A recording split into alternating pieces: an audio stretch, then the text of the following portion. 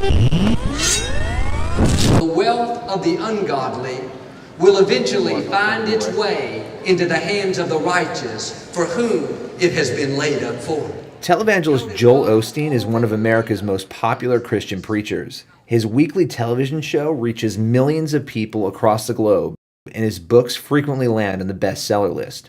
While he has millions of adoring fans, Osteen also has plenty of critics. TheBlaze recently sat down with the pastor to discuss his path to celebrity, the challenges his family faces, and some of the critiques that have been waged against him. Before the interview, we toured Lakewood Church, the former home of the Houston Rockets, and the very same arena that Osteen would go to as a young boy to watch his favorite team. Years later, the gigantic stadium-turned-church now houses thousands of congregants, vast worship space including large-scale children's programs, bright lights, and Osteen's energetic weekly sermon. That means right now. So thank you very much for sitting down with us at TheBlaze to talk about your career and all of the wonderful activities and ministry activities that you, or ministry, and the church here at Lakewood are involved with. I think the first thing I'd like to ask you about, just looking at who you are, everybody knows you from television, from your books. I think some of the elements of your past that are very fascinating that some people may not know about is really how you got in to ministry and how you became a pastor. So it was 1999 after your father had passed away. And describe what you were doing at that point while your father was a pastor before his death. Yeah, for 17 years, Billy, I was I worked in production doing my dad's television program. And so I would edit his program. I would travel overseas with him a couple times a year, take the camera, bring back footage, things like that. I thought that's what I would do with my life. I loved the production. I loved editing, things like that. But when my father died in 1999, I had never ministered before except one time, and that was the week of. But, I don't know how to describe it except I knew I was supposed to step up and pastor the church. And of course, in my mind, it didn't make a lot of sense because I had not been trained for it, other than training under my father, but I didn't think that's what I'd do with my life. But anyway, it just felt so strongly. And the church, I have to say, they were so behind my father. They loved my dad, and he'd been here for 40 years. They wanted me to succeed. And so that helped me when I'd get up there because, I didn't have to be great. They could just, they wanted me to go forward. And so, we never dreamed it would grow.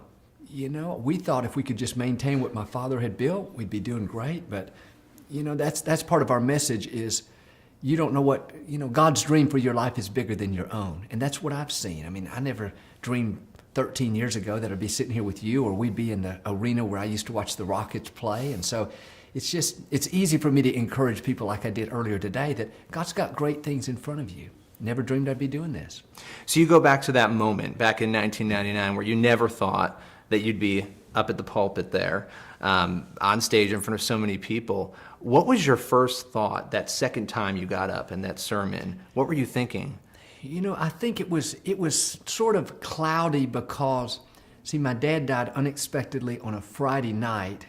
We had the Sunday service and we had a guest minister but it was, that next week it was still kind of like a fog. I remember what I spoke on about, God takes care of us in difficult times, but it was so new. We had a new baby that was 3 months old. It was, looking back now, I don't know how I learned to minister back then and how I made it through those times because, I didn't know how to prepare a message or anything, but I guess my thought would be there was an excitement, there was a fear too. I thought, am I crazy? Because, I want to get up there and, all those thoughts say you're going to get up there and look like a fool, not know what to say, but I just pushed through it and again, never dreaming it would grow. And how did your family react to this? So you say, I feel like this is what God wants me to do. How did they react? They were very much behind me. Again, like I said, it just felt right that one of the sons would take over. And so they were behind me.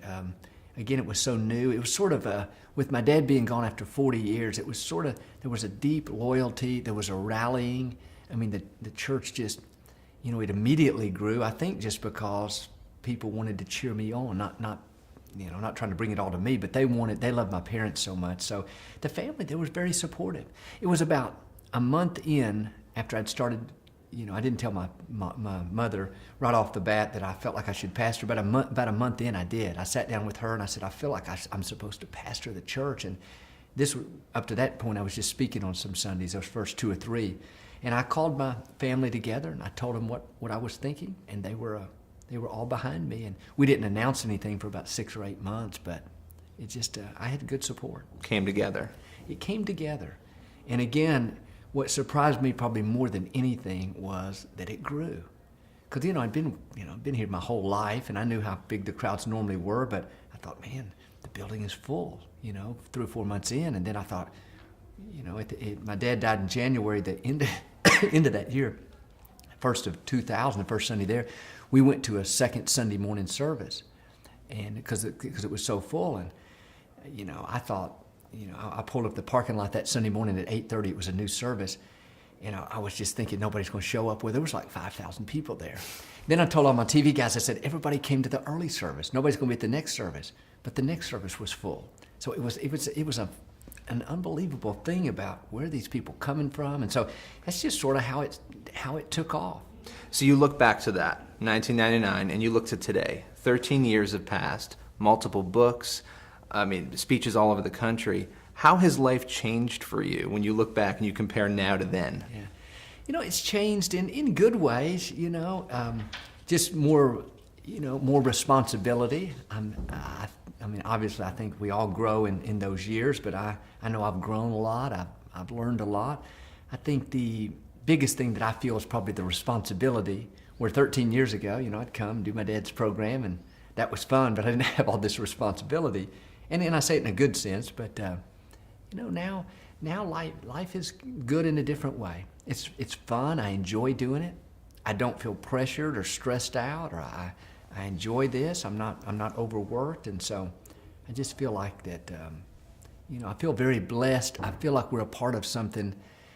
Here at Lakewood, there's never been a church this big in America, and I think I didn't plan on doing it. I'm not taking credit for it. I didn't plan on doing it. And I think, God's got something going on here. And I remind our team all the time that this is something historic.